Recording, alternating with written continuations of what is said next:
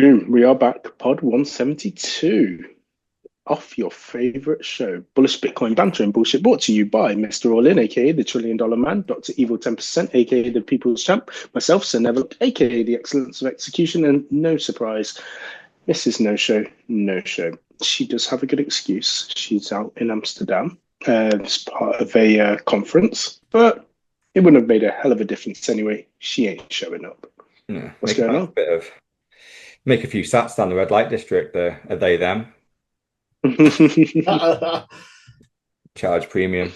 But Yeah, but you know what? To start this, I have two stories about Bitcoin and my family members. One is good and one is bad. shoot. Which one do Is you it want? about young NBA? Is I've Yeah, he's I've not about included him. this one, no.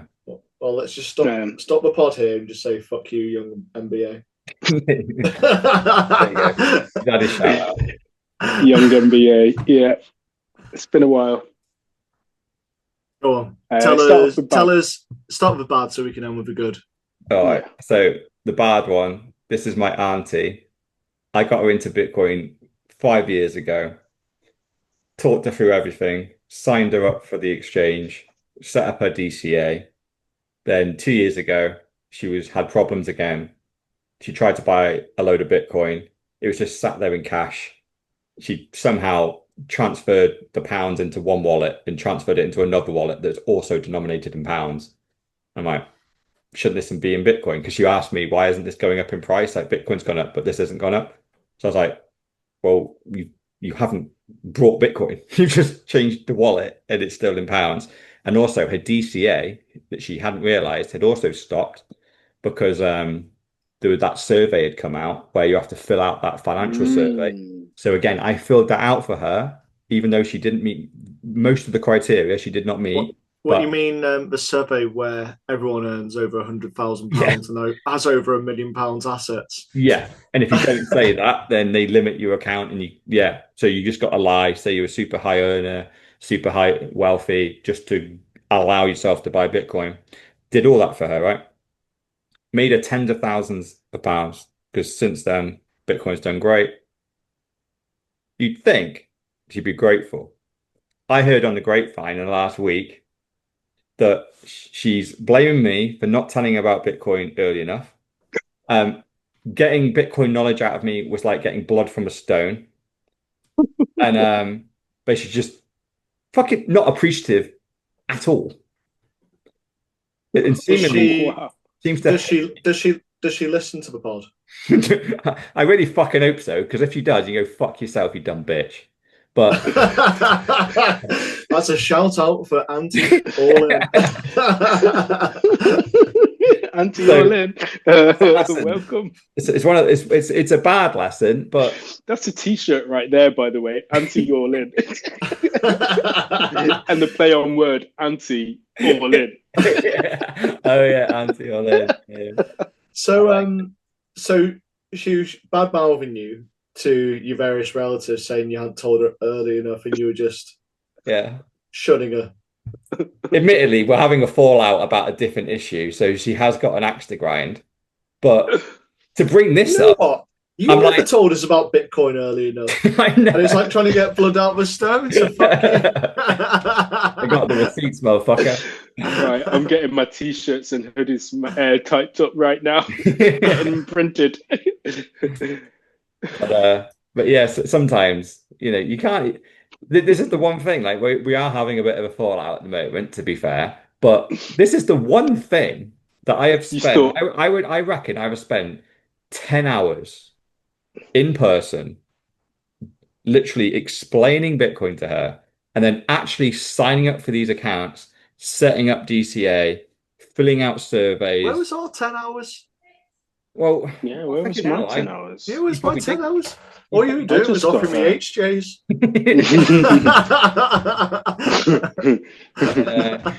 It's probably the one And thing. holiday brochures that you were retiring. Yeah, It's it's like, probably the where's one my 10 thing that hours? I think. I got a couple of WhatsApp messages and you keep on holding those against me. you know. But I think it's, yeah, I think with Bitcoin, if someone else gets it, you got it far before, and you did mention it. But I think you've got to be a bit humble about it. You've got to be humble that you didn't get it. You didn't spend the time. It didn't make me inquisitive. I didn't go down into the depths. And there was stuff from I forgot what his name was. The guy who did the earlier videos. Andreas Antopoulos. Yeah, exactly. So the material was there, and I think it's you've got to be humble enough to admit that. That's how you become a Bitcoiner. You're humble, and you basically say, "I've kind of made a mistake here," and you get drawn into it, don't you? Yeah, because ironically, she doesn't understand Bitcoin now. Oh, fuck her then. All she's doing it for is price appreciation. She can't wait to sell it. She's still in that mindset of leaving all on the exchanges. She has asked me occasionally about a hardware wallet, and then I start to explain it, and I can just see she glazes over. She's the least technical person ever, which is why she couldn't even buy Bitcoin on an exchange. She literally exchanged pounds for pounds. I'm like, that's a hard thing to do, I think. Yeah, exactly. That's what I'm thinking about. I'm like, how have you actually done that? Because I've not seen that process myself. I can see the deposit and I can see it changed to a wallet, but the wallet is still in pounds. But she thought, denominated in pounds. Yeah, so she isn't a Bitcoiner in any shape or form, still doesn't get it. So because of all that, I can guarantee you, if I hadn't have done those 10 hours, she would never have invested in it and would not have made the money she has made. Yet somehow she still manages to turn around and go, "You're a dick." So gold star for that one, because levels of ungratefulness. Wow. Yeah. Well, should we flip it? So we got the good news. So brother-in-law around the house the other day, start talking about Bitcoin with him probably 3 years ago. And I find that like when I go through the same process, right? When I first meet new people, they tend to ask the standard kind of stuff, what your interests, what you do, blah blah blah. Bitcoin always comes up. What, you say Bitcoins and sending offensive memes to people on Twitter? And the fact that, hold on, you married my sister and you're not working.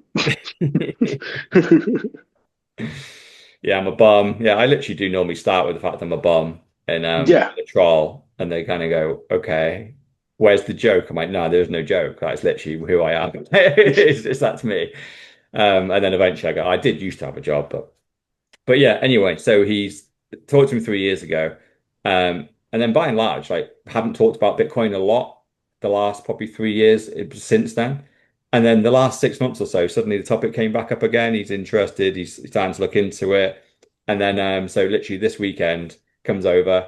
He's set up his account. He's DCAing into Bitcoin. He's stopped buying like his company shares internally, and he's stopping that, buying Bitcoin. And now he's into hardware wallets. And he wanted a load of conversation about what hardware wallet to get, how many to buy, how do you back them up, where should I buy them from? So essentially he's becoming a real Bitcoiner, and he's not even slightly interested in shit coins. He's a highly technical person. So straight away, it's totally night and day from my auntie, right? So she was asking similar questions, but I could tell she wasn't hearing the answers and couldn't understand them. Whereas this guy completely gets it. He's going to be a Bitcoin maxi, can just see it. And and by the way, he actually, one of the first things he said when we walked through the door was, "Where's last week's pod? I've been checking it every day and you didn't do one."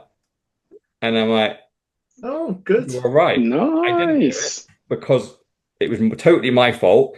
I wanted to watch the Bitcoin conference and I didn't want to turn it off, and I'd rather do that than do the pod. And we had a bit of a weak agenda last week. So I was like, let's watch this. He's like, "Oh, I've been listening every week for the last couple of months, and yeah, get back on it. I want my Bitcoin content." And I'm like, "Well, we will be doing one on Tuesday." So he'll like that section, hopefully. Well, shout out to bro-in-law. So kind of leading on to the Bitcoin conference, after I read the first few posts about it, I couldn't be bothered listening or watching to any of it. Did you not? It was pretty much, well, it was just all I read about was stable coins and government grift. And I was just like, I just don't care. Like, it turned into a bit of a government grift last year. I think we even had someone like Russell fucking Brand turn up last year for, was it the year before? And we had government grift where they're like, they We had realised, Trump turn up not long after the because he assassination realised attempt. that what they called the Democrats were trying to tax on unrealized gains so they'd get their hands on people's crypto and Bitcoin. Yeah. And so all he had to do was like, I won't do that, and I'm going to be crypto friendly. And immediately he had 20 million votes, which was really simple, but also very stupid for the Democrats. Said alienated so many people. We've just had it this year for the UK, haven't we? It's one of our latest stories, but they've done exactly the same playbook. So realised that there's literally, what is it, 7 million people within the UK who have crypto, and they're going, we will not fuck you over. And it's like, it's an easy one. Oh, I've got a load of money in crypto or Bitcoin. I don't want to get taxed to hell. Yeah. Who am I going to vote for? Yeah, and I can almost guarantee as well, 80% of Bitcoiners, and I think this is why politicians are just flooding our conferences, right? I'd say 80% of the people at these conferences don't vote. So if you say something that's compelling enough, that's a brand new vote for you. Because obviously normally they're going to these events and they're just talking to the converted anyway. Most of the people in the crowd already vote for them. And if they do vote for the other side, it's super hard to get them to switch sides, right? People tend to be very entrenched in their side. But Bitcoiners have opted out of all of it, by and large. We're not right, left, fucking in the middle. They either outside the system. So we listen. They are a swing voter looking for a sole reason why to vote for a particular party. Yeah, we're single issue voters, right? We're literally building a system outside of this one in Bitcoin land. So the second we hear a politician go, I'll be friendly to you and maybe tax you less, or just basically stop making you a criminal, and guess what? That'll make me dust off my voting card and probably vote for the first time in 15 years.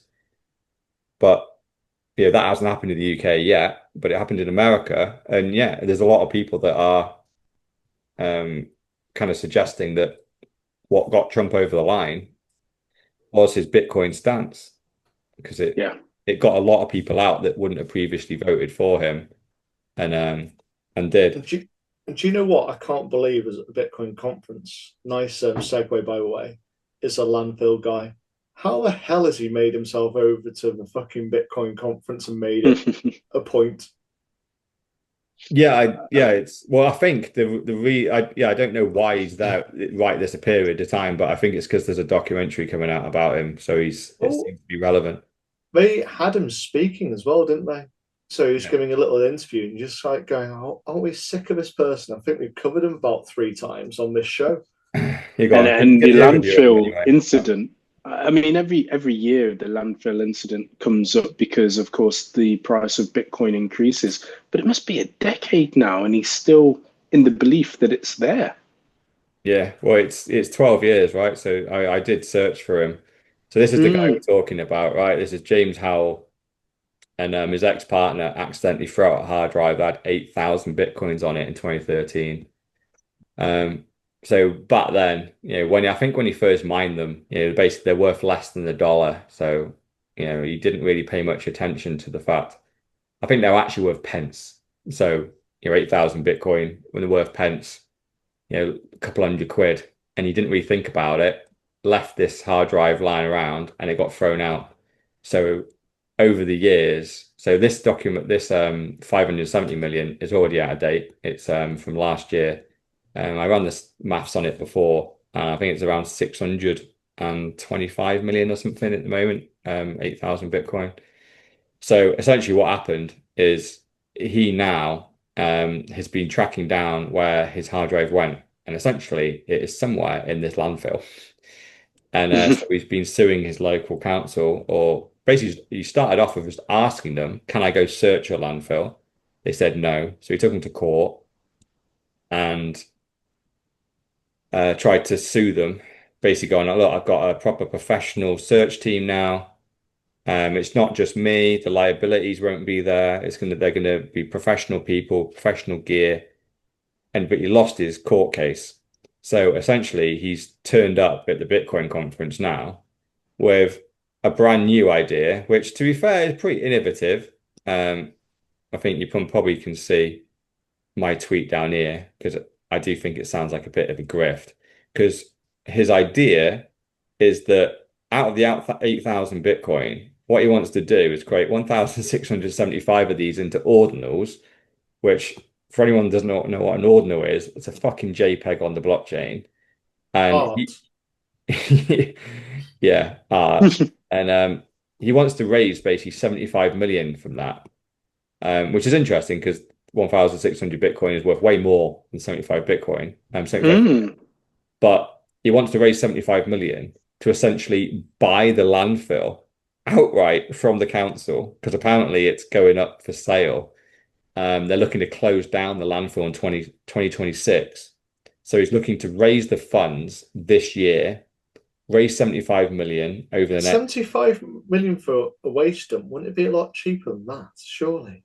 Well, he's trying to basically just make them an offer they can't refuse. So Yeah, surely it would 'cause- be less than a million to buy a rubbish tip. who knows, right? It's a lot of land, it's a business. I don't know.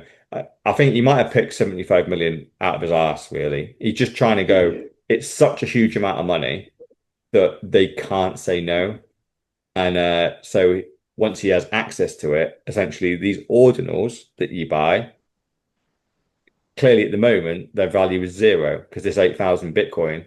And by the way, you can prove it. There is a wallet on the blockchain that does have 8,000 Bitcoin in it, and exactly 8,000 Bitcoin based on the dates that he said, and they have never moved, and no transactions have ever gone in or out since the day that he claimed that he lost it. So it's his story. Okay, I think when this first came up, people were like, "Does he even have 8,000 Bitcoin? Is he just famous?" But he's since proven it via the blockchain and gone, "Here you are. Here's 8,000 Bitcoin. That's my wallet. I just can't access it because the keys are in landfill." And it was interesting because it's one of them, right? If he did manage to buy it and he did manage to excavate and find the hard drive, they're then going, well, it's been in all the elements for 12 years. What are the odds on this hard drive working? Yeah. But then this is the interesting thing about a seed that is on a hard drive or like the private keys on a hard drive.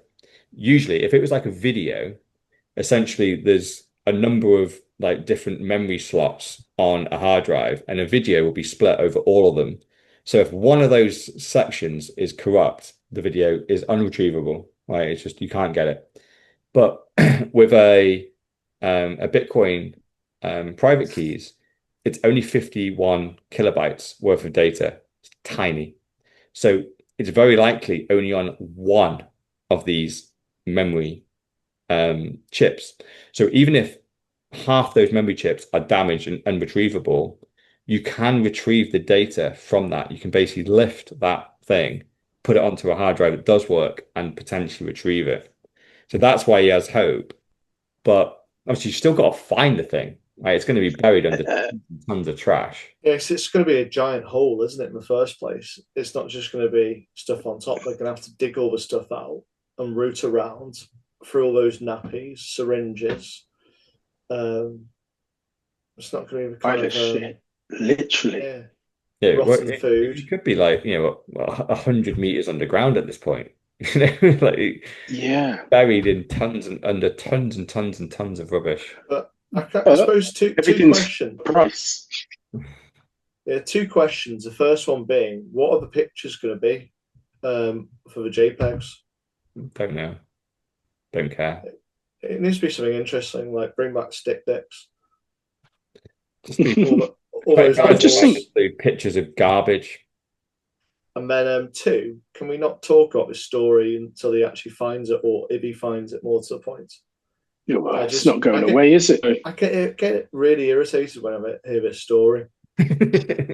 Yeah, but if you just quick maths now, it's 640 million. Yeah. Right now, so it's the fact that it's rare to have a story that with a British guy on it as well. Like everything, right over on this conference. It's usually Fred West, isn't it? I switched on the stream and like there's a British guy talking. I'm like, what's this guy? And they're like, oh, it's Landfill Guy. I'm like, oh, Landfill Guy. I haven't heard about him for a while. What's he doing now? Apparently he's got like some kind of Netflix documentary following him around, and obviously they're hoping for this happy ending where you basically retrieves best part of $1 billion worth of Bitcoin out of the garbage dump. But yeah, I personally, it is clearly a long shot, right? Which is why in my tweet to him, I just went, instead of selling ordinals or basically JPEGs, why not just go? There's a load of Bitcoin whales out there. Just go to one of them and go, look, do you want to give me 75 million quid? And in exchange, I'll give you 4,000 Bitcoin if I find it. So it's just a punt. And who knows, there might be some guy out there that goes, you know what? 75 million is not a lot to me. They're sat on billions, And this would just be a nice little story to go, Do I it for the helped cause. that guy do that and also profit off it. So instead of scamming the general public, just go ask a billionaire somewhere just to throw you a cheeky 75 mil and promise him 400 million in return if you can find the stuff. But that's nice and clean then, isn't it? The second you go down to JPEG land, I'm like, this is dangerous, but mate, because you're going to lose all the Bitcoiners here because you're creating a load of JPEGs to raise funds to buy a. Straight away now, you're starting to become the enemy. Not a good play, really. So, kind of moving on from this story, just because it irritates me so much. Do we want to do the CoffeeZilla one first, or do we want to do the Farage one first? Do CoffeeZilla. Yeah. So I was going to say, doesn't the CoffeeZilla one follow the Farage one because it's about politicians and number go up? Yeah, well, I think it pretty much, to be fair, like my comments on CoffeeZilla really. Let's just do CoffeeZilla, right? Because it like my overall feelings were similar to yours, right? The politicians just kept coming on, and anyone who doesn't know who CoffeeZilla is, like he's not a Bitcoiner in any shape or form. But he exposes a lot of scams in crypto land.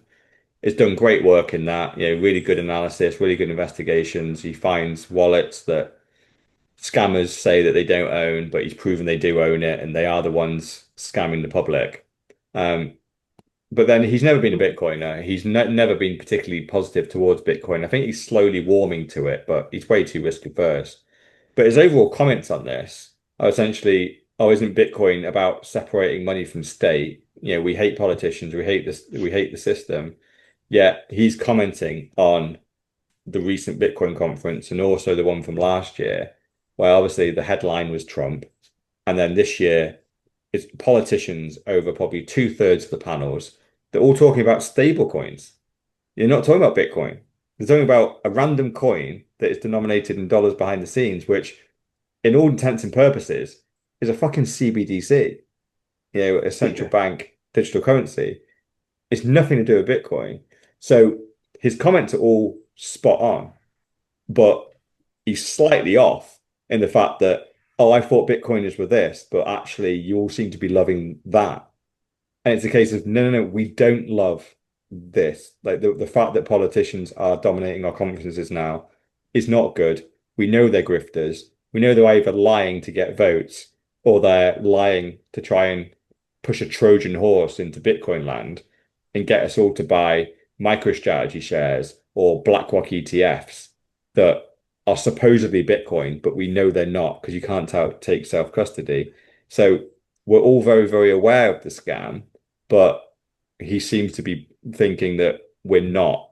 But the majority of Bitcoiners, if you have a look on Bitcoin Twitter around the comments around this conference, they are not positive. They're all destroying it, going, what the fuck, all these politicians talk about stable coins and shit. Yeah, because I think when I was watching the Bitcoin conference previously, if anybody said anything remotely like non-Bitcoin related, the audience were booing. Yeah. And the crowd was just like, hell no, you can't say Remember that when here. Floyd was on that? Yeah, that's exactly what I'm thinking. I think he was like Ethereum X or something, like some random. Correct. Or he said, I think there could be another coin just as big as Bitcoin, if not bigger than Bitcoin. And, I love Floyd, but I was just thinking, oh, you don't get it. And equally, the crowd was just like, no, you need to leave. Yeah. Anybody that tried to do that, obviously, I went to the Bitcoin conference in Amsterdam as well. And again, when that woman just kept on, I forgot what she was. She said something Like, crazy. she Like was a that was it. She journalist, kept on saying yeah, and, and people would call them out. Whereas now, I think the conference is seen as obviously a big money maker, going to places like Vegas, and then last year, wasn't it Vegas? I think it was like Texas, maybe, or something, or I am. it was somewhere. Yeah, it was Miami, wasn't it? It was Miami before. But yeah, I just don't think the same true Bitcoiners and believers are going to there because they just see it as a great money spinner to get people in. Yeah. It's a sad state of affairs, really, because weirdly the first conference that went massive for this Bitcoin conference, I had a ticket for that, but it was based in, I think it was either 2018 or 2019. It cost me $50, so basically about £35 to go. Yeah, And I was going to go, I was going to do a whole round the world kind of trip of Bitcoin lessons. Um, and that was one of my first trips was going to be out to San Francisco and I had a load of conferences there. And the conference was going to have about 200 people in it. I was going to be speaking at it. I had it all arranged. But then obviously lockdown happened. So the whole conference got yeah, cancelled.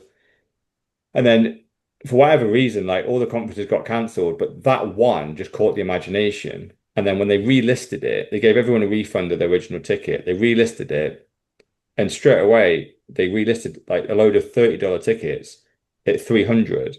They sold out within yeah, 20 minutes or something. So they suddenly went, okay, we'll reissue some at 500. They sold out in a minute, and then okay, 1,000, and they went out in 10 minutes.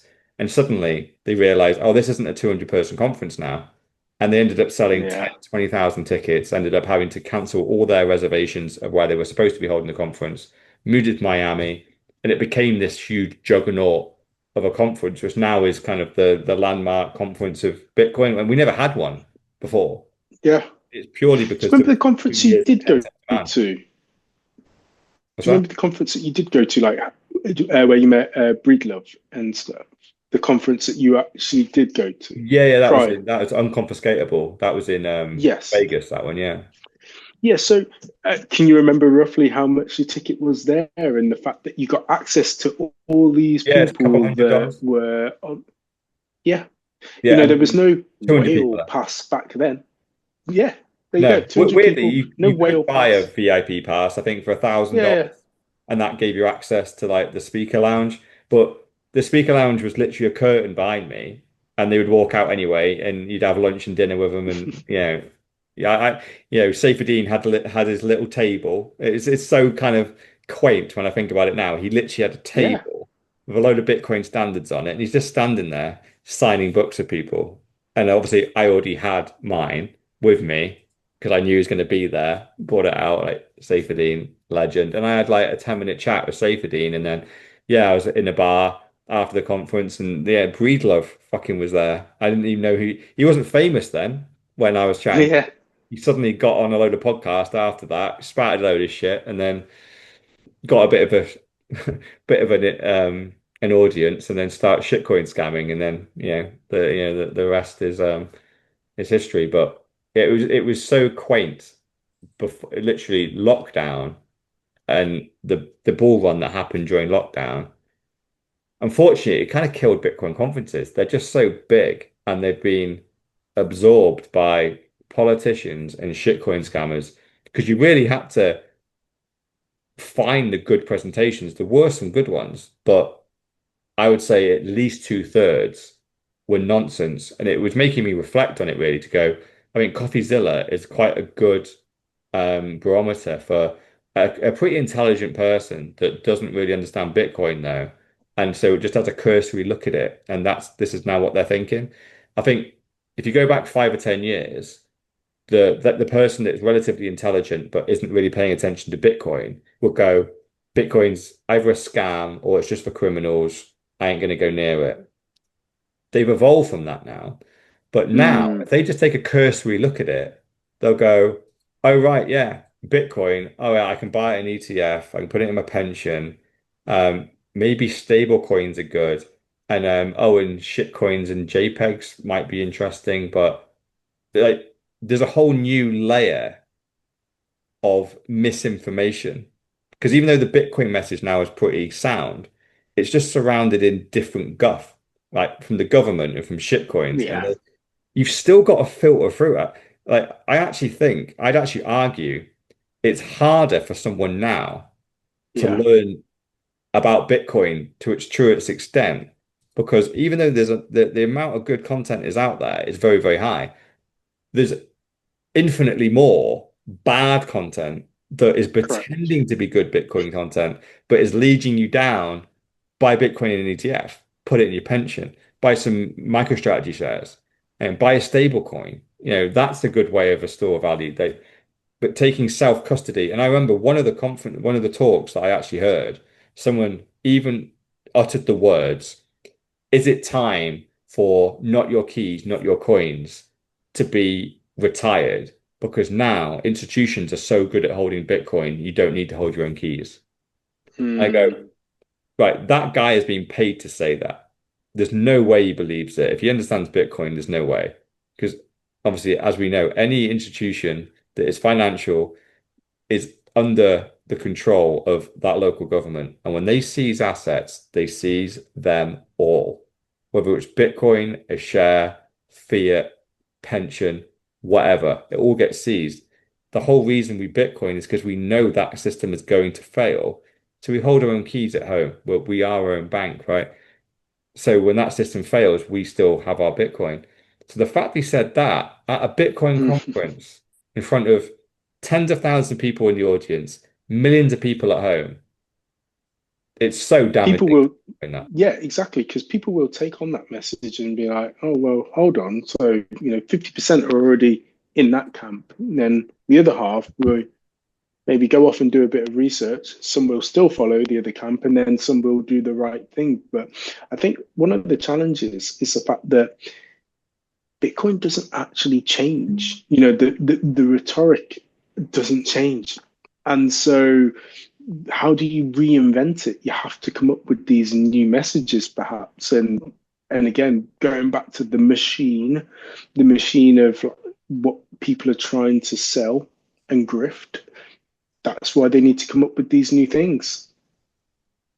It's unfortunately that's the problem with Sad. conferences, right? And I think it's Yeah. the podcast. We literally discussed it, I think, 2 weeks ago. But there's a lot of people like I just described. My brother-in-law coming in, he would value just hearing the stuff that we heard 5, 10 years ago again, from the new people that are in Bitcoin. They all know it. And the problem is those people are getting up to talk. You want to talk about Jack Mallers. He's up there talking about that. Yeah. But I'll be honest, like I wasn't that excited by the Jack Mallers announcement, because all it is a competitor to MicroStrategy. New company 21. Okay, great. What's it going to do? How's it going to increase Bitcoin adoption? Well, it doesn't. It just allows a load of people to buy more paper Bitcoin in a company that hopefully is backed by Bitcoin. Who knows? Maybe they do proof of reserves. We've got a story about Saylor coming up where he isn't doing proof of reserves, so we don't know if he bought the Bitcoin at all. Now he's doing it all through through Coinbase. Coinbase, we know, we covered it years ago, that they are almost definitely owned by the US government at this point. So they are, if is a war against Bitcoin, as we suspect there is in the US, secretly behind the scenes, they could easily be telling Saylor they're buying the Bitcoin and not, because we've all got big suspicions about how much Bitcoin Saylor was buying, and does it relate to the price? And it just doesn't. And you just go, the amount of Bitcoin he's buying is nobody else buying, because if Well, there's anybody else as other than him, like the price should be double, triple what it is. So it leads us to Yep. think that he's buying paper Bitcoin. So that's him and obviously an attack on Bitcoin. ETFs, isn't it? Because we've seen this massive influx via ETFs, and yeah, the price hasn't reacted, has it? No. And so yeah, so seeing Jack Mallers up there, I remember Jack Mallers, it was 2021. He got up there largely as a largely unknown character, young lad in his 20s, and he announced El Salvador is going onto a Bitcoin standard. Blew everyone's fucking mind. Right, and I think that's The, what really put this conference on the map. Actually, when I think about it, it was that well, dual. that's the type of content I'm looking for and Yeah, haven't seen. Something that where people have waited for for June or for May, and then to come around and be like, right, this is where I'm going to launch my big announcement. We've just not seen it, and we've been hoping since El Salvador for something just as big, if not bigger. Not experienced anything. no. Although weirdly, like obviously, even El Salvador is a political kind of statement, I guess, but it's a country. It's a whole country going onto a Bitcoin standard.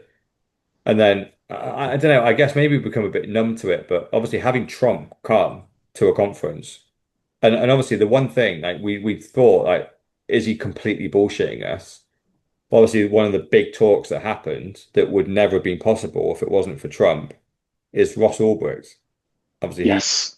the founder of Silk Road, got which it basically is like the eBay for the dark net. And admittedly, the bulk of the things that were sold on Silk Road were drugs. So he got caught doing that, got 2 life sentences plus 40 years, and Trump came in and just pardoned him. And it was interesting actually. I saw his mum being interviewed, and she said that what they were expecting is that he's going to be let out, but he was going to have a lifetime of being basically on parole, where he would have to go to his parole officer, and if he even got as much as a parking ticket, he'd be back in. But what Trump did, he didn't just let him out, he pardoned him and made him an innocent man. So he doesn't have a criminal record anymore. He's genuinely free, doesn't have to talk to parole officers, and any misdemeanor that happens in the future will be treated in isolation, not, oh, Mm. that lifetime sentence you got, yeah, welcome back.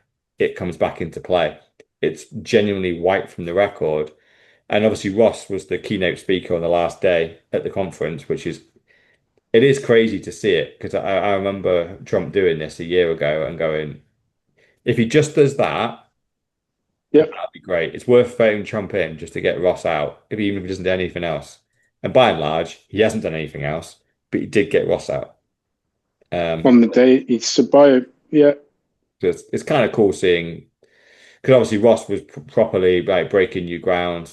You know, one of the first big websites that ever accepted Bitcoin, and if anything, it's a shame that sites like Silk Road have never really popped up again because that's what we need, right? We're talking about building a financial system outside of the existing one. That's the type of site that needs to exist where there's no KYC, no AML, no bullshit, just people trading with people. There's a internal kind of scoring mechanism that regulates bad behavior and scammers. They get kind of cleansed out by the community. And yeah, it's just a free market doing free market stuff and people exchanging goods and services for Bitcoin, and just let people do it. And if you don't want to use it, don't fucking use it. If you do, use it. But clearly, obviously, since that kind of charge got hit on Ross, nothing's really come up since. And because clearly they made an example of him, just to let anyone know that's thinking of doing it, this is going to be your punishment. We're going to put all the resources after you to put you in prison for the rest of your life. So maybe don't do it. But yeah, so there were some pros of the conference, and another pro, she got on to Mr. Farage Yeah. because he was a surprise entry, by the way. I had no clue good old Nige was turning up at Bitcoin 2025 in Las Vegas. But yeah, he announced But basically he did but basically again, he was yeah, at Amsterdam when I went. oh, was So he? yeah, yeah, he was there. So he's already been, and I know it's kind of like the trend right now for politicians to be part of Bitcoin conferences. But that conference that I went to, I think it may have been in what, 21, 22 now. So yeah, he's been following it. And I think it all happened around the fact that so I think it was, he got debanked, didn't he? He And so did. that's why Yeah, by he Coates, he I think it gets it. was. Yeah. So It was one of the biggest ones, but what I found really interesting, what he mentions, is towards the end, I think he says 1 in 7 in the UK. So what we like 60 something million have yeah, crypto. So roughly 10 million. Bear in mind, voting population is about 40 million. So yeah, literally, he's found this sliver which could swing him. So getting all the disenchanted Tories and also this sliver of crypto people.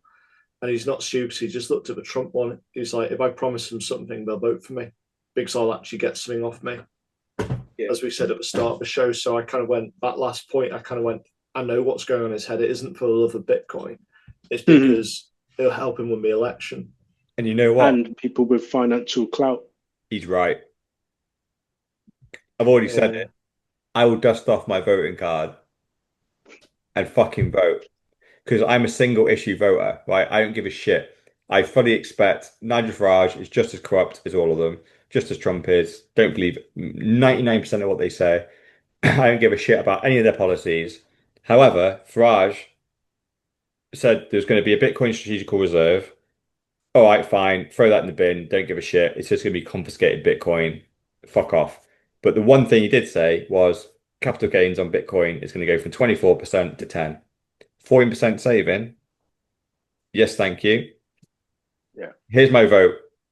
I've gone from a cast out, not voting on for anybody, no matter what they say, to are you going to reduce my taxes by 14% on Bitcoin?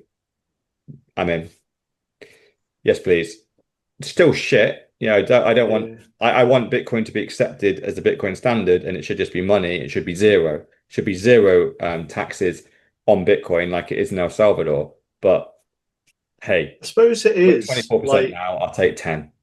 going back to CoffeeZilla, he's saying about how we're jumping on the bandwagon so it gets price, goes bigger. But the fact is that it's getting into governments, it's getting into here and there companies. It is a Trojan horse. It's all about the Yeah. adoption, and it doesn't matter how it happens. So, like, I think CoffeeZilla is probably a bit overly harsh on most Bitcoins because the fact is, if you agree or don't agree with Farage and he gets in, but it becomes Bitcoin strategic reserve within the Bank of England, it's still another part to the adoption curve, which is what we want. So how the hell are they going to control that Bitcoin? Once everyone starts using it, they can't. And that's the whole point about it. Like they can go, oh yeah, we'll get the votes, we'll do all this. But once it becomes mainstream, it's out of control. Well, it depends if the majority of people have actually bought Bitcoin and have self-custody of their own private keys. If they've all just bought an ETF or some stablecoin or some MicroStrategy stock or 21 stock, then they don't own Bitcoin, do they? And Yeah. that's obviously they're going toe to toe with it. I think there's certain individuals like a Trump and a Farage are going, oh, I'll say the exact thing the Bitcoin maxis want to hear because I want their votes. Then you've got the other politicians that aren't necessarily playing to us. They're playing to the normies and they're shuffling them down the you don't need custody, bros. You need Bitcoin. Bitcoin is life-changing, game-changing. What an innovation. But buy it from that company there and leave the keys over there. They know exactly what they're doing. So I think there's a two-pronged attack. And I think Trump and Farage are probably the outliers that are kind of going, no, you can have self-custody. Absolutely fine. And also I won't tax you as much because that suits their self-interests. But I would fully expect once their term ends, and obviously Farage is not even guaranteed a term whatsoever. I think was it 2 or 3 years, and even towards another general election anyway. And I'm sure there's going to be loads of rape charges all pushed towards him, just as it did with Trump. They're going to do everything they can to not get him in. But if he makes it to the polling station, if his name's still on the card in 3 years' time, I'll be ticking his name. I think he is actually a bit too clean to get rid of because they're trying to work out ways because they found out the ways in Germany, they found out the ways in France, and he's creating too much of a storm in the UK. If they had something on him, they would have used it by now. Yeah, he has been around for quite a while. Yeah, But it's weird exactly. though, like with Trump, like he obviously did a first term, and like they really brought out the serious heavy guns in his second running. And he still got through it. Yeah, but the second one was like, oh yeah, it rape happened in charges between. and all sorts of stuff, but he still got They said it happened within terms. I'm just like, I said, I just don't believe anything which comes out with American media. Like, I've never looked because into they it found out that he wouldn't comply as well, though. True. They thought that once typically you're in office, you then comply and do as they say, whereas he was just like, nah, I'll do it my way, thanks. Yeah. Anyway, we got two kind of funny stories to finalize the conference. But this one is very worrying, right? So any weird cringe dancing of people in outfits, this just reminds me of an Ethereum conference, right? So this is the Steak and Shake guys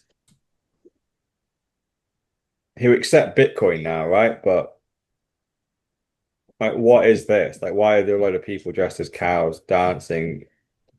Just reminds me of COVID times.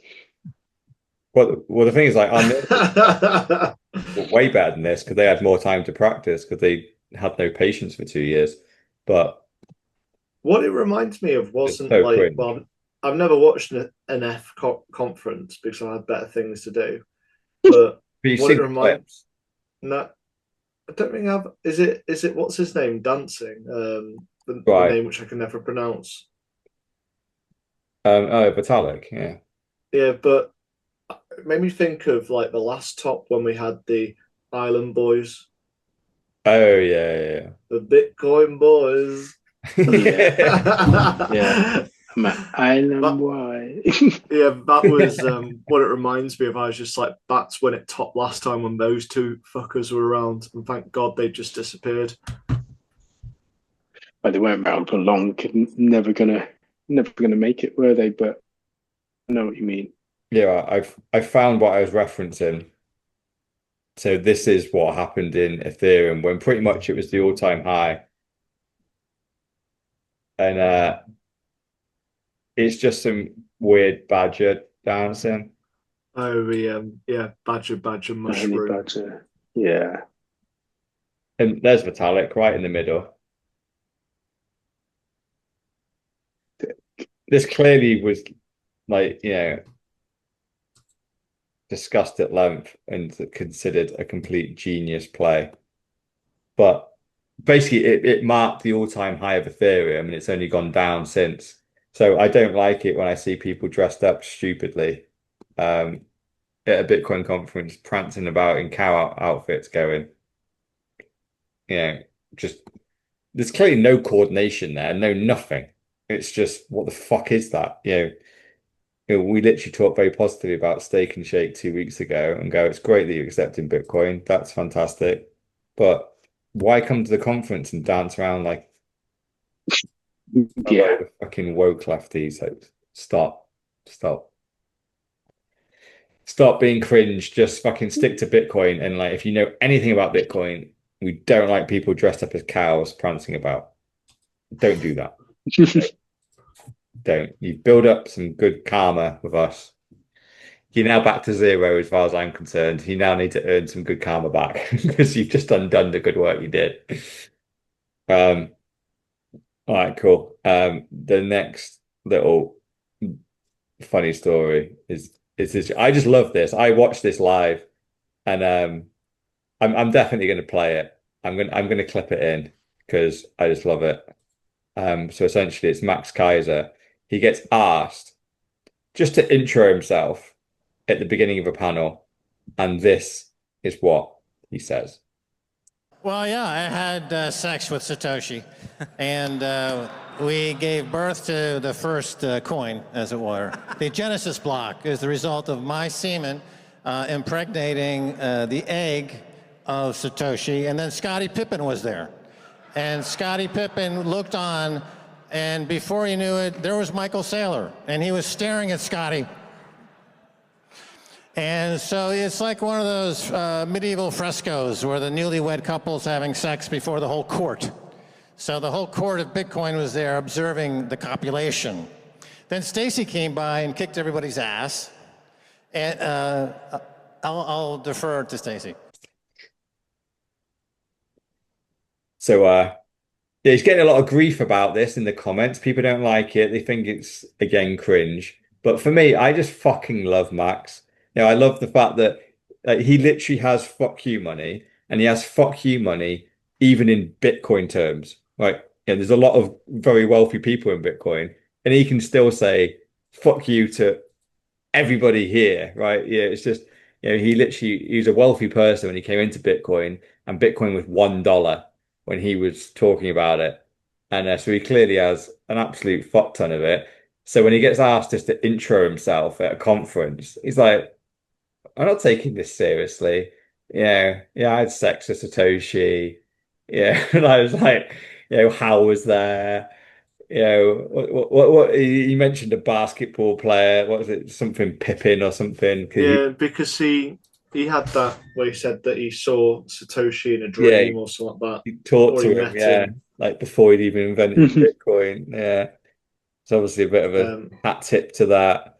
But I just love the fact that I would struggle. When imagine being in Bitcoin for what is it now? 16 years Bitcoin's existed. Yeah. Max has probably been in for 15 of those 16 years. He's at a conference, and I can almost guarantee 90% of the people there don't even know who he is. But he's like the OG of OGs. And fair play, just take the piss. Don't take it. Like, I'm not going to actually justify this question with a proper answer. Like, if you don't know who I am, to a certain extent, fuck you. And I just love that. I love it. He's also probably, again, as we've noted over the many weeks and years, someone that hasn't changed. Like, he hasn't gone into shitcoin land. He's not tried to promote anything other than Bitcoin and to, do the right thing. So, yeah, he stood the test of time and one of the only good ones. So I will have to say, though, he did have a shitcoin phase. oh, Oh, gosh. He did. Yeah. how long for? He literally launched his own shitcoin. He launched Maxcoin. Um, this was probably 2015, something like that. So it was proper early, No, no one can be trusted. You but just, yeah. but the good thing is, like like we've said, right? You get into Bitcoin and then you start thinking, but is there more? So he went through his Natural. shitcoin phase, but obviously he's already an influencer at this point. He dabbles with shitcoins, creates his own, and then actually goes, no, that's not right. And then since then, he's been clean. So he's been clean for like 7 years now. So It's been as clean. far as I'm concerned, He's been clean. Yeah, that's what I thought. He's been yeah, clean. he's been clean for 7 years. Yeah, and obviously I wasn't massively in Bitcoin when he did do his Max coin thing. I just learned about it when I joined. It was like, oh, I love Max. And they were like, you shouldn't. He's a shit coin. I'm like, what? And looked back and could see that, yeah, he was promoting Max coin for quite a while. Mm, But yeah, it other than that, since then, and obviously he lives in El Salvador, he's been a massive advocate yeah. for and I think he's helped Bukulele Yeah, help integrate the Bitcoin. adoption. So it's one of them, and to a certain extent, like I know he gets fucking high as a kite before he goes on stage. Like yeah, he's just a character. And I remember he's on, what is it? It's called RTTV. Yes, yes. Essentially, it's Well, Russian that's no television. longer that's no longer a thing anymore. Yeah, I don't. no, it Well, got it is cancelled, didn't it? probably Defunded or something. Yeah. yeah, because it was state funded. Because I used to watch their show, but then obviously since the war happened, I think RTTV is no more. Yeah, no, I think it got canned, yeah. Because yeah, he was great on that, right? Yeah, it It was just really good. if anything, like it actually reminds me a bit of a Peter Schiff, right? Where clearly, like I agree with him on 99% of his opinions, but then his end solution is gold, whereas my end solution is Bitcoin. And it was the same with Max. I would love watching his show. And Yeah. because he'd just be destroying politicians, destroying governments, destroying wars, just talking sense on TV. But the only television program that would ever have him is a Russian TV channel because they didn't give a shit. about talking out against the West. So he'd just be on there ranting and raving. He'd get bankers on, he'd get everything. And it was just epic TV. But yeah, so I forgive him for his shitcoin phase. It's all done and dusted. And So the RTTV is still going, but it's only available online through RT's website and social media. As we said, obviously it is funded by the Russian government. But strange that the only channel or the only network that allowed them to talk about Bitcoin so freely and frequently was the Russian government state-controlled network. yeah, it's also interesting, isn't it? Like, because I obviously I never tuned into Russian television. It was on YouTube. It was only okay. It was on YouTube, right? Well, it wasn't. I'm sure that's where you watched it, right? On YouTube, yeah. I watched a combination of them on YouTube because I'm such a YouTube fan, but equally it used to come through like my Sky channels as well. So I'd watch it on TV. Yeah. So again, of course, up until the war happened, RTTV was on Sky. It was a channel there. Yeah. Just like any I've had other Sky for 20 years, so yeah, I don't really, didn't know.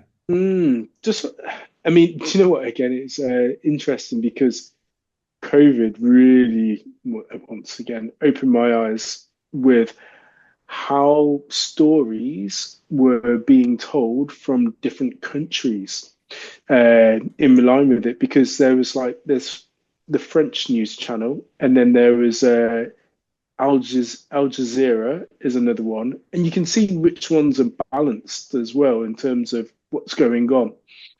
And it's quite eye-opening actually. Al Jazeera, I'd say, is pretty neutral. Is it? And yeah, it is. It is. Well, it was. The only time that I was really watching the news was around obviously the COVID times. Other than that, I quit news about 12, 15 years ago. Waste of time. All right, cool. Next story. This is for you to never look this low, and this is your hero, Robert Kiyosaki. Yep. I think there's a response in this. She's always saying the end is here. I think my immediate response is, what is it? A broken clock is right 2 times a day. Like, he's going to say it so many times he's going to catch it. But if you go down, well, at least on mine, I think it's second or third post down, there's someone called Mark McGrath. And it's just like all the times which he's predicted the end. Oh, right, yeah, since 2000. We know it's coming, but you can't keep on calling it and then expect people to believe you. Because I think while I've been following him on Twitter for the last 5 years, he's called it about 17 times. Yeah. Yeah, to be fair, if you actually look at this graph, right? So the first one, there was a big dip. Obviously, we know it always recovers because the money printer goes burst. So all these recoveries aren't really recoveries. This is just the GDP of the world is going up, but only because it's denominated in dollars and there's more dollars. So therefore, GDP go up. But take out inflation, these are either stagnant or down. But yeah, clearly he's saying the market will crash and did it, to a point where you lost everything. No, he isn't right. So I kind of get the criticism. But yeah, and even on this one, there was a dip straight after. If we look at 2020, April 2020, after the famous massive crash in March, it's on its climb back up. Yeah, it says crash only beginning. So, I think he does spot things in the market because it's not like he's an absolute idiot. It's just that you can't keep on calling it like this. No, the problem is, right, though, that after that 2021, right, I was feeling the same as him when that came out, because obviously the 2020 crash happens and the entire market is locked down. Literally, people are locked at home. People aren't doing any work. They're getting paid 80% of their salary to do nothing. So a crash genuinely happens in the space of a couple of weeks. And then whilst we're in lockdown, the market completely recovers and then goes on to all-time highs. None of that makes any fucking sense. And the only reason why it does is because they printed their way out of it. They just kept They've just flushed shit tons of money into the system. So yeah, he's now going, oh, actually, this is going to end. And essentially, this is the the Bitcoin narrative, right? That eventually printing your way out of problems is going to cause an existential crisis at some point. It's just that the classic saying is that the market can what is it? What is it? The market can stay like crazy. There's a different word for it, but the market can stay crazy for longer than you can stay solvent. It's a bit like the Michael Burry of the Mm. thought, where he basically predicted a housing crisis where he realized that there was strippers and barmaids that had 5 homes that were all mortgaged up to the hilt. He's like, this does not make sense. It's going to crash. But fundamentally, he put his short on about a year too early. He knew the system was going to collapse. He just didn't know when, because clearly it was corrupt and made no sense. And in that instance, it did collapse. He got paid, but then they bailed it out. So you could go, oh, it didn't collapse because it recovered and is now at all-time highs since 2008. He was wrong, right? The system didn't collapse. It's like, well, it did. And if we didn't have money printers to get us out of it, governments, banks, and millions upon millions, hundreds of millions, if not billions of people would have lost their homes during that. But the fact is, governments bailed it all out, and the populations of these countries paid for the bank's mistakes. So that's all that's happening. This is the why, Robert Kiyosaki essentially is wrong so far because printer exists. So trying to predict when the money printer can't get you out of the problem it is tough to predict that one. But he's predicting that it's going to happen full knowing well that the money printer is happening. It's not like this is 1970s where we don't know what the hell's going on. We've had 50 years of it now. So I kind of just think it's getting a bit old. It's just like, the actual question is, when is the money printer no longer going to work? Yeah. It's one of those things where he's at an age as well. I think that he's not got long left, but all of these tweets and all of his rhetoric will remain forever. Essentially, he doesn't have any kids. Him and his wife or ex-wife, they didn't have kids. So, but the book, as the biggest and largest financial book that's ever been sold, will just continue to make millions, as well as everything else as well that goes alongside Robert Kiyosaki. So he's essentially cementing his legacy just by continuing to say the same old thing. And then people will be like, aha, yeah, he was right. Right. Oh, I think I must have forgotten to mention this, but I watched a YouTube video, oh man, months ago. And do you know that someone else wrote Rich Dad Poor Dad? No. And he stole it. Wow. So even the book is not his. Yeah. He basically went to work for a woman who had basically written essentially Rich Dad Poor Dad.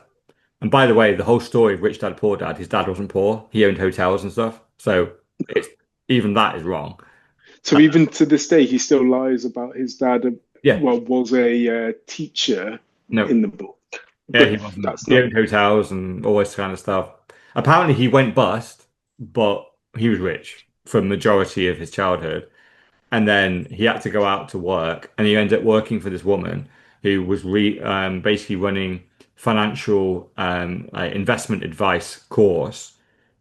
And he ended up being recruited as one of their tutors. And he took that content, stole it, put it in a book, gave it a great title, made it personal about him.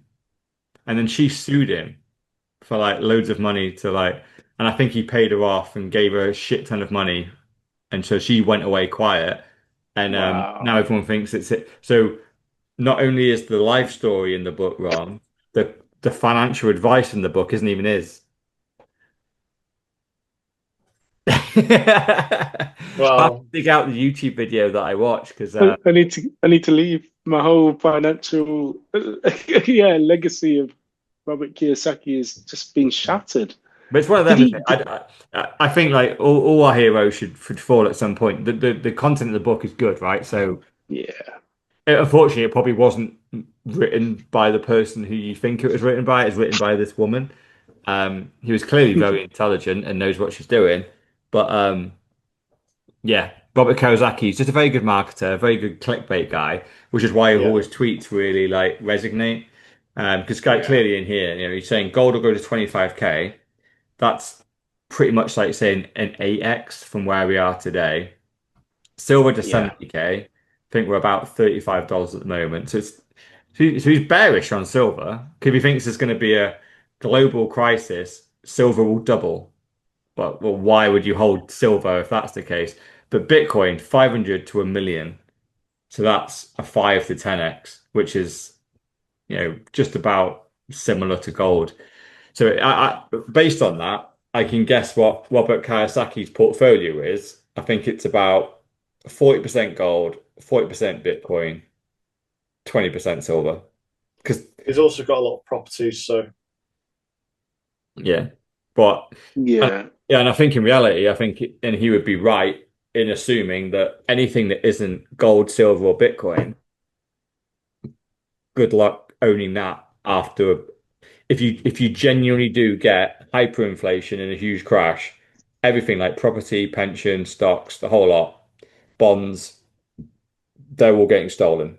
What either directly seized or frozen or just taxed to such an extent, there's no point owning them. So that's why I think he lists those because they are the options really. If you don't like Bitcoin for whatever reason, you need to find a reason to say that gold or silver is better. yeah. And Here's an I don't interesting know how one you for you. justify it, but good luck if you can. My plumber kind of noted Robert Kiyosaki and came across his book. I don't know how. I've not seen him to have this in-depth conversation with him, but we were talking about stuff. We were talking about properties. I said, "Are you doing anything on the properties front?" And he's just like, "No, actually, I'm buying gold and silver." After coming across the plumber, so What the fuck? he's that influential. I just think gold's just It's buying an shiny absolute fucking must. metals in 2025. Yeah. Yeah. But anyway, we've got still a fair bit to run through. So, do you want to Yes, go on yeah. to the next story? Yeah, we have, haven't we? We need to, okay, speed on through. So next up in line is the bull run. Sorry, is this how the bull run ends for this cycle? Oh yeah. So this is something which we kind Uh, of talked about on the CoffeeZilla. I think we have been mentioning that if what is it if Bitcoin doesn't have its usual cycle of 4 years, and imagine we've hit a high now, and it doesn't go beyond that, then it'll pretty much end MicroStrategy, won't it? I Mm. think that's an interesting one. I hmm, think it could take down quite a few companies because you've got GameStop, MicroStrategy, and what are the other companies? Got Nakamoto 21, Mara, Riot, Metaplanet is the Japanese one. Okay, not companies which I already know. and a lot of people will have their money in these The companies mining as company. well. Mara, Yeah, so Riot, mining companies, Metaplanet are just another. They're the Japanese MicroStrategy. 21 is Jack Ma's company. yeah. And of course, what they're also doing is if you are putting your Bitcoin with them, you potentially obviously putting your Bitcoin at risk, in terms of getting the leverage back. Yeah. So that's it is literally just here we go again. It's just wrapped up in a different guise in a different format. I pray it doesn't happen, but let's take a punt that it does happen somehow and it blows up. Yeah. I think almost certainly this if you on like an infinite time scale, this blows up. Yeah. So it's just whether does it blow up in the next year, 2 years, 10, 30, 40, 50. Uh, the aggressiveness that Michael Mm, Saylor was going at and our suspicions around does he even own all the Bitcoin? Um, and the fact that his company is appreciated, in the last couple of years, right, he has made billions and billions of just buying Bitcoin, and the Bitcoin he's brought, not only is that appreciated at a decent level, but his shares have appreciated faster than Bitcoin price, which obviously he owns a huge majority of, being the CEO and founder of that business. yeah. And so yeah, so there's a lot of personal ego gain, all that kind of stuff is involved. And you know, as with everything, right? Like money is largely a belief system. We can all put the metrics down there around the visibility, scarcity, portability, um, right, all the metrics for money, right? But by and large, it becomes a belief system. If people believe this is the money, that is what suddenly has the value, and that's what people end up transacting in. And they don't realize it's all based on those metrics, but it is, and it's a belief system. Stocks are the same. You can analyze stocks to the nth degree around the management, their revenue, their profit, da da da da. But fundamentally, it's a belief system.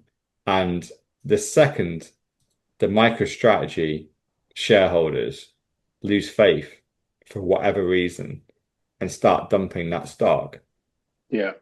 it's going to cause Michael Saylor to have to do something. And the second he sells the first little bit of Bitcoin, whether he owns it or not, whether it's paper Bitcoin or not, the second he has to announce a sell, it's not going to be good. And I fully expect, like, who knows what the next 6 months is going to be. Hopefully, we'll have a fucking epic bull market. We end the year at $1 million a coin. It'd be freaking fantastic. I can just see Saylor at $1 million a coin going, just bought another 10 billion. Like, what the fuck you doing, Saylor? Like, this is fucking, I'm bullish, but. And then we have a 90% drawdown like we've had many, many times before. But the businesses I, have I been genuinely built think this is on, how the next 4 year bull market, a lot of people are already predicting it, and I think I'm by and large falling in line now to go. We've had, we had all the yield people, the FTXs, Celsius's, BlockFi, they caused the last bear market. Before that, we had Mount Gox. Before, in the middle of that, we had all the ICO shitcoin scams and whatever. Like Bitcoin sometimes cause its own bear market, sometimes it's shitcoins that cause a bear market. This cycle, I think, shitcoins, NFTs, all that kind of bollocks, nothing's got above the parapet. Like no one cares. Most people are concentrated on Bitcoin. So we're going to be our own cause of our own downfall for this cycle. And I just go, I think it's all these companies just overstacking Bitcoin on the balance sheet. Because I think it's great. If you've got spare money sat there, invest it. But Saylor's not doing that. He's not stacking the money he's got. He literally raised 42 billion Bitcoin with, and it's meant to take him from like a year to stack it. I think he did it in 3 months. And you go, yeah, bro, like what are you doing? That your company was only worth like $500 million when you started. You just bought yeah, 42 billion worth of Bitcoin. You are basically just you're a massive debt company that doesn't really even own the Bitcoin they technically say they own, because it's all based on debt. That when are the payments due? How are you going to pay the payments? Because the company doesn't make anywhere near enough money to make the payments. So you're going to have to sell some Bitcoin at some point to pay for the Bitcoin that you brought. it's And going up forever, Laura.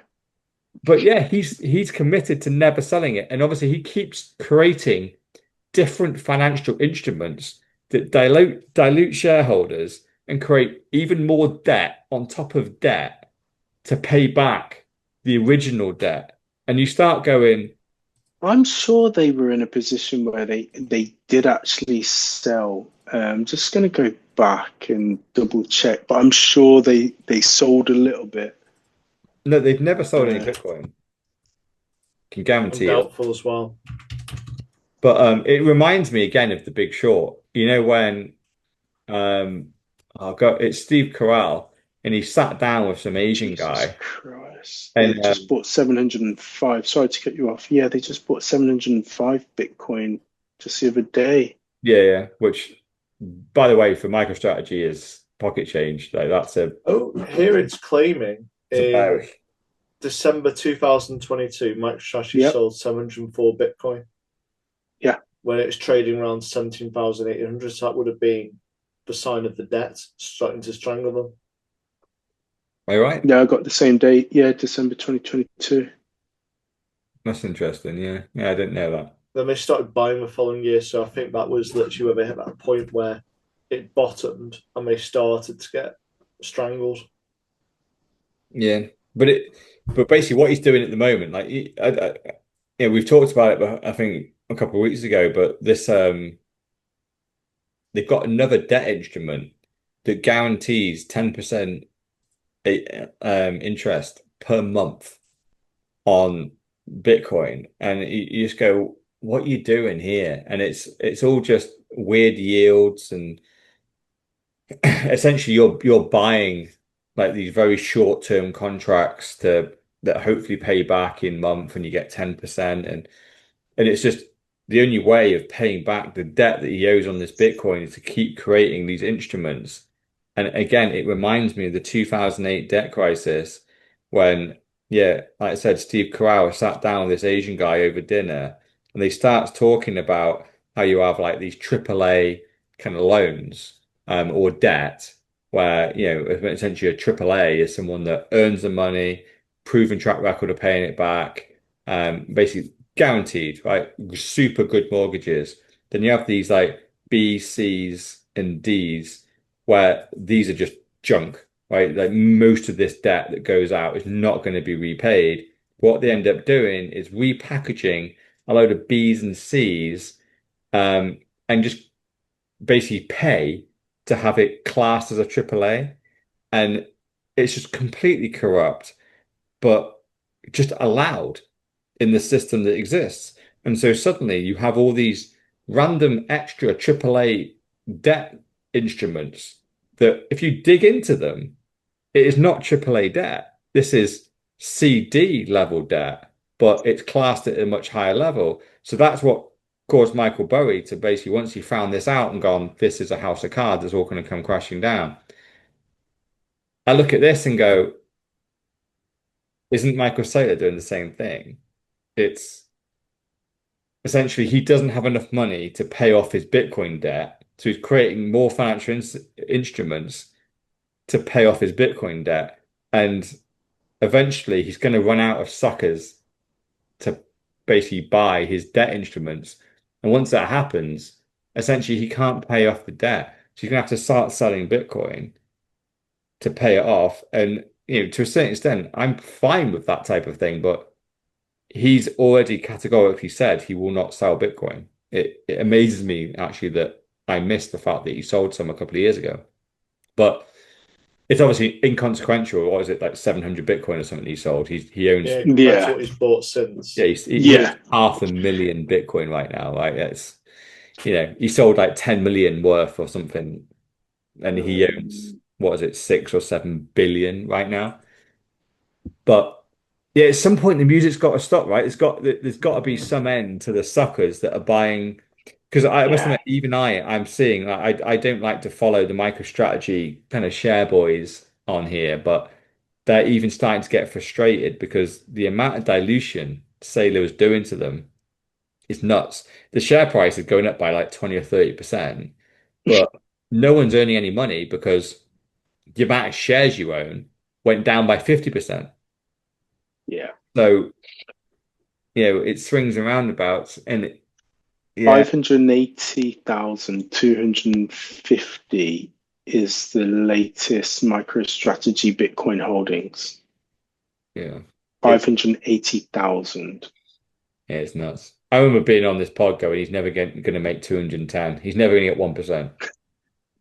And well, he did.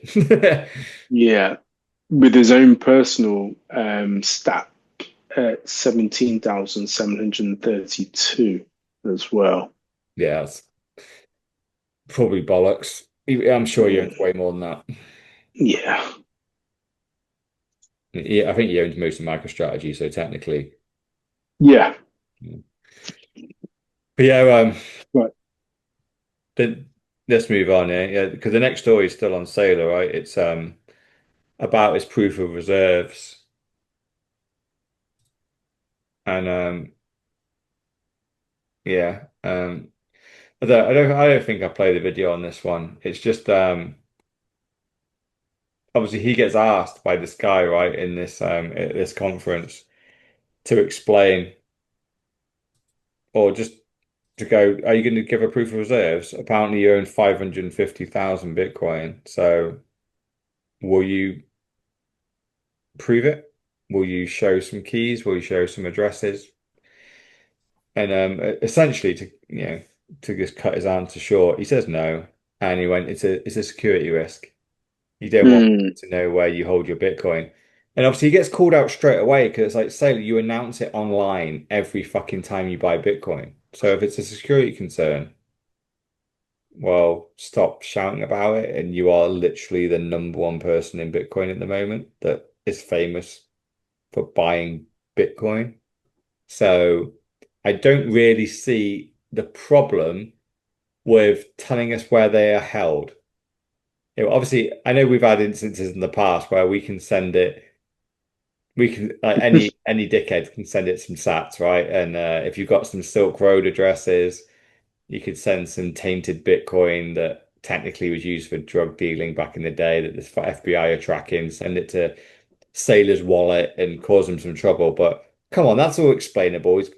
He's even, and one of his interviews I watched, he said he's got like 100 lawyers full-time employed. So you can argue that stuff away. So I wasn't convinced of his answer. It sounds a little bit sus that he won't do proof of reserves, which just leads into the whole conspiracy theory around are you even buying Bitcoin or is it paper Bitcoin that isn't real? I think, yeah, I definitely think we just have to be wary, as we've always said. If he's not willing to prove it, especially for someone, as you say, that shouts so loud about what he's doing and asking everybody else to copy and follow him, when it comes down to it, not really ready to back it up. Yeah. I think it does make me wonder because it kind of fits in with the ETFs. So people don't want the security concern.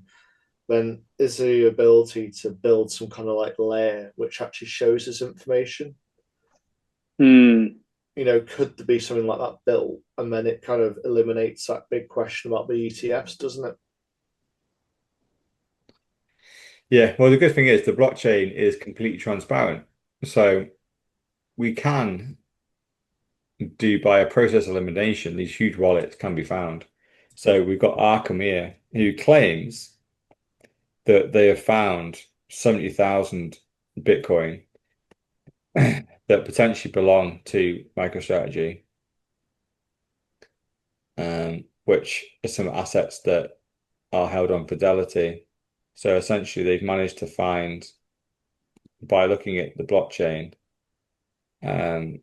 basically these movements. So there's certain wallets that obviously have vast amounts of Bitcoin in. So we've got, one here that has, 400,000 Bitcoin in it.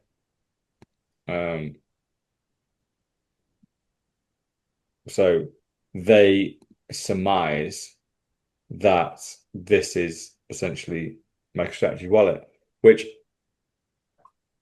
I'd love it if that is true, because essentially they have found the majority of MicroStrategy's holdings are sat here, right? Here's their money. Here's their 400K of it. So clearly there's 150,000 Bitcoin missing.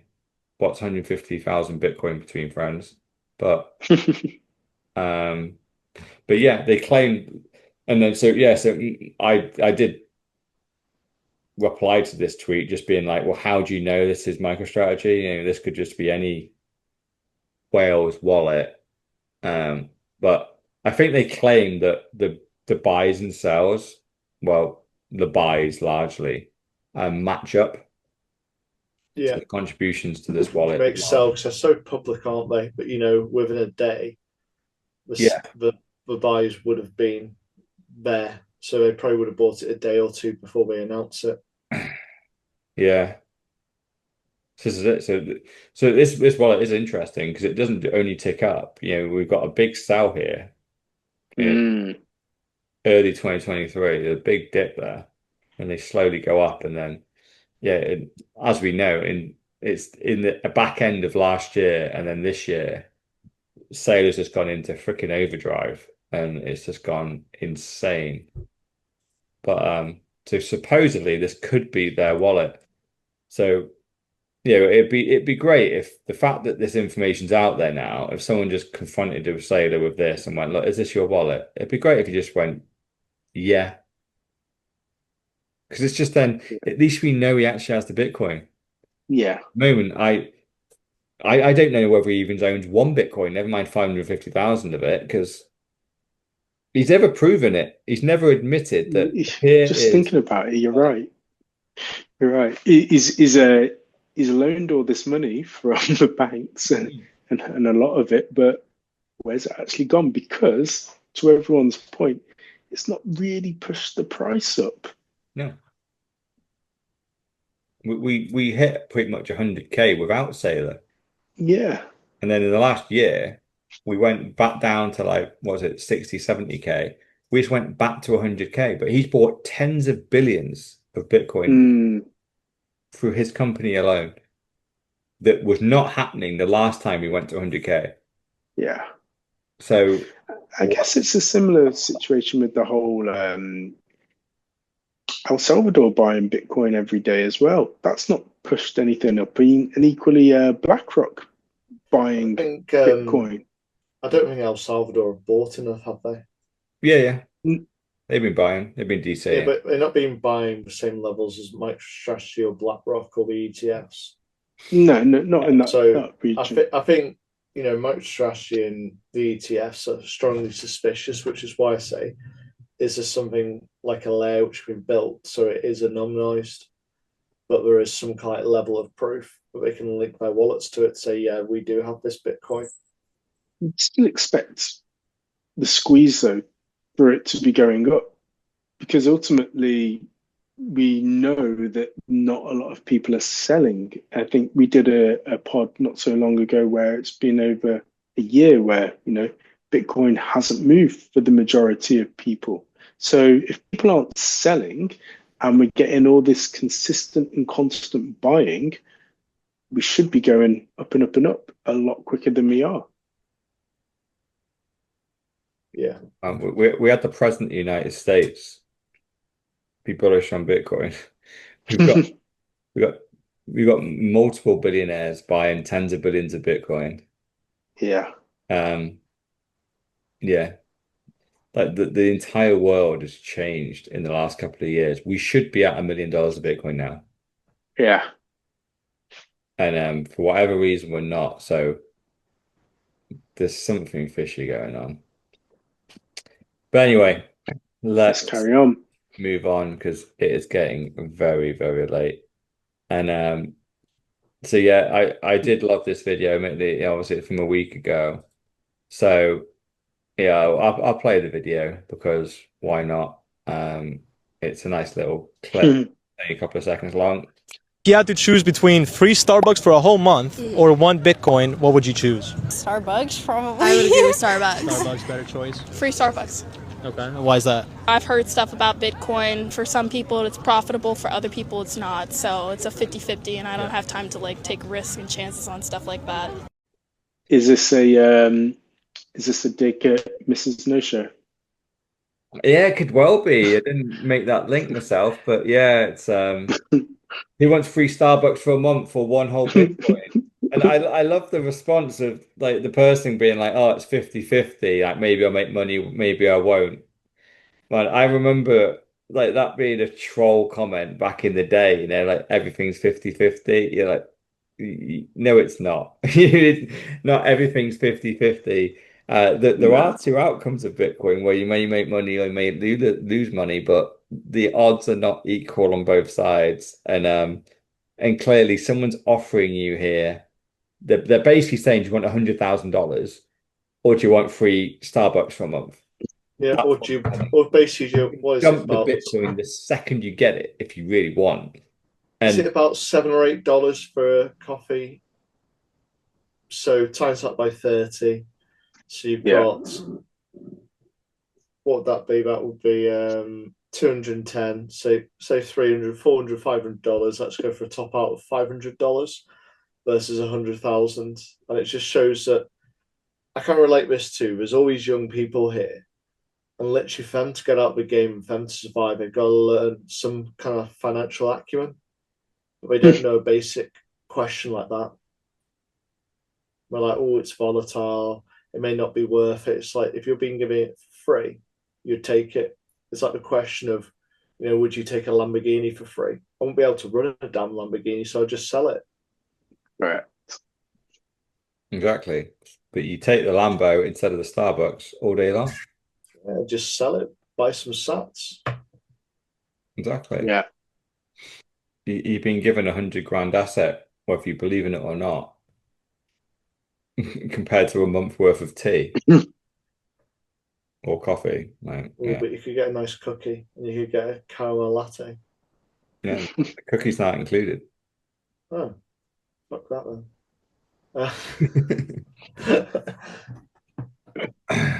All right. Right. We're getting there. We're getting there, boys. We're nearly there. Last one. And this is basically two agendas in one. I do apologize, but this one was just too epic just to leave out. Right, so I'd never heard of this guy called James Wynn before. He's just a random guy on Twitter, but apparently has a huge following, and he's just been a massive degen over the last week. Basically, he's gone. Yeah, you call $80 million generational wealth, that barely gets you a super yacht. So basically he went $100 million long on Bitcoin at 108K. Essentially it meant he would get liquidated if Bitcoin hit 104K, he would be liquidated and lose $100 million. That happened. That happened, and he lost it all. And this guy, apparently, people that are way more informed than I am about these traders, he's come from the streets. He's built up his wealth from largely nothing to get to a portfolio size of around that 100 million. And he just decided to YOLO it all at 108K just after the conference finished. YOLO, super high leverage, long. Bitcoin took a 5% dump. He lost a lot. And yeah, this tweet comes out a couple of days later. How corrupt these markets are. Guess it's better to just buy and hold Bitcoin on spot and cold storage it. So I just thought that was kind of almost a nice lesson just to almost end it on, where you've got someone there that obviously understood Bitcoin early, decided to trade it. It worked for him, right? He probably well outperformed Bitcoin's gains by leverage trading, got from a small amount of cash to 100 million plus. But he thought he was invincible. He thought he was God. And he decided to go all in. Not on Bitcoin, on his own belief of what the Bitcoin price will do in the next 6 hours. And he was wrong. Yeah. Wiped out. All he It's a classic. was put that 100 million into cold storage, and he'll be a billionaire in the next decade. Instead, I think at one point he had 23 grand left in the account, and everyone was like, Oh, is he going to cash it? oh. He didn't. It went all the way down to zero. He even put out a tweet for donations. He got 20 grand in donations. He added that to the position and lost that as well.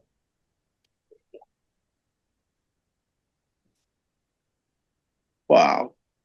It just also goes to show that he couldn't have been a true Bitcoiner, because no true Bitcoiner would have ever done that. Yeah. Yeah. He's just using Bitcoin as a trading asset or vehicle to make money. He didn't believe in the mission, but clearly from his last tweet, I think he suddenly is starting to go, why? I think he almost does get it, but he thinks he's smarter than Bitcoin, so he can outperform it and then convert it to Bitcoin and get self-custody just before everything goes pop. Just before World War III kicks up. Yeah. I'll get self-custody of my keys just before the nuke hits. And you go, well, good luck timing that type of stuff, mate. And clearly you can't even time the Bitcoin price, never mind World War III. So it's the classic, why didn't you sell at the bottom? Sorry, classic. Yeah, yeah, exactly. Why didn't you do that? Why didn't you do that, man? Just look back on the chart. Everyone does that. Yeah. Just sold at 69k, buy back in at 60k, and you got 50% more Bitcoin. They just do that every cycle. Piece of piss. Yeah, everyone does that, right? Yeah, it's fucking easy once the charts come out and it's 4 years. Do it at the time, bro. It's near impossible. Yeah. Right. Well, there you have it. Our bumper edition, including the Bitcoin conference of 2025, brought to you in Vegas. This has been Mr. All-In, aka the $1 Trillion Man, Dr. Evil 10%, aka the People's Champ, myself, Sir Neverlook, aka the Excellence of Execution, and surprise, surprise, no surprise, Mrs. No Show wasn't a show, and we dedicate this show to brother-in-law. Well done. Peace. Players.